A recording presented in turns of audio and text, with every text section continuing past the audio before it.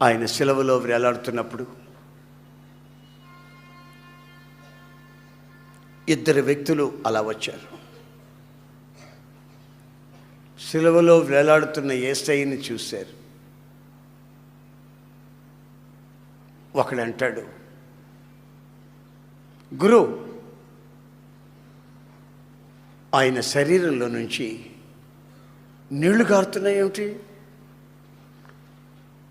ఆ దొంగ శరీరంలోంచి రక్తం వస్తుందే, ఈ బందిపోటు శరీరంలోంచి రక్తం వస్తుందే,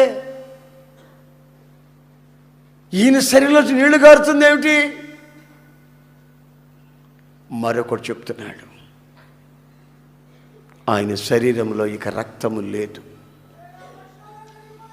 ఆఖరి రక్తపు బొట్టు వరకు నీ నిమిత్తమై నా నిమిత్తమై కార్చి